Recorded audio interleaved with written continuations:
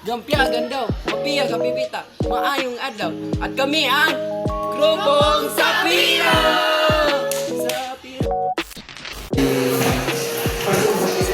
Mahilig ka ba kung maglakbay o mamasyal sa iba't ibang lugar?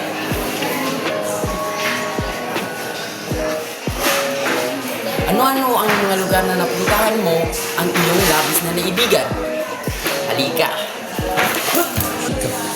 Ika sa mga Pilipino o sa bawat tao ang pumunta sa iba't ibang lugar upang mag-ibang at mag-aliw-aliw. Ang lakbay sanaysay ay isang uri ng sanaysay na nagsasalaysay ng karanasan ng isang tao. Pinapakita nito ang mga napuntahang lugar, mga nakita at nadama ng isang manlalakbay, at mga aral o realisasyon mula sa mga natutunan doon. Halimbawa, isang sanaysay tungkol sa pagbisita sa Baguio at mga natutunan doon.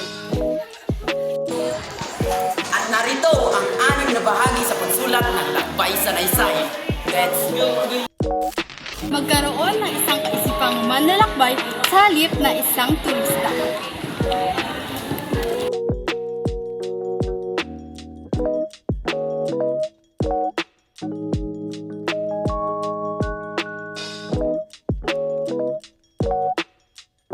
Pangalawa, sumulat ng unang panahong punto de vista or in English, point of view.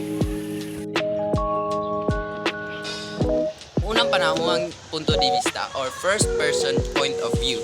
Ginagamit ang ako o kami. Sa pagsasalaysay, ang manunulat ay direktang nakikilahok sa kwento.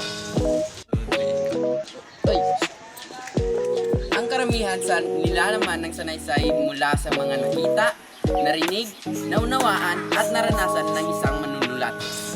Halimbawa, nang tumuntong ako sa Baguio, agad akong napahanga sa lamig ng hangin at sa ganda ng tanawin.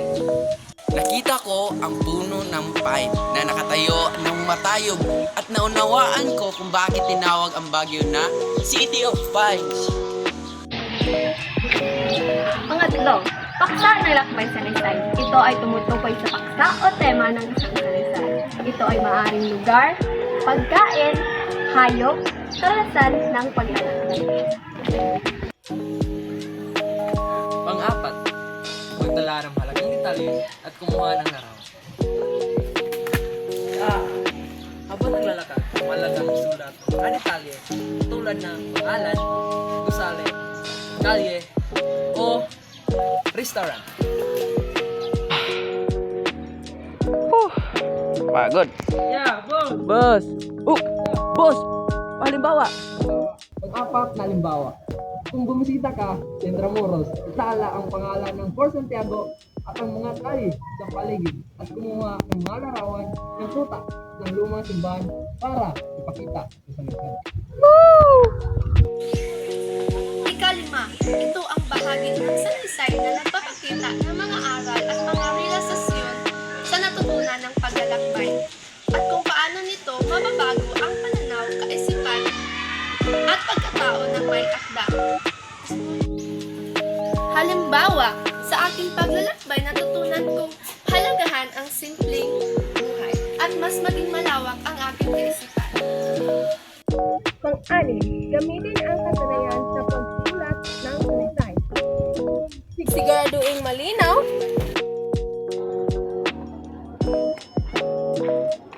maayos, at organisado.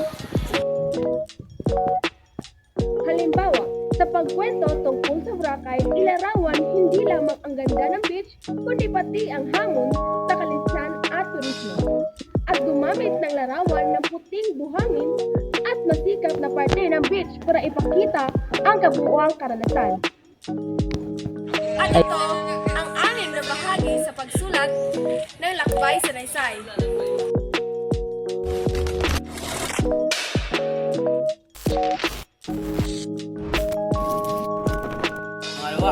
Sumulat ng panahon. At ito ang 6 na bahagi na pagsulat. At ito ang 6 na Halimbawa, isang sanaysay tungkol sa pagbisita sa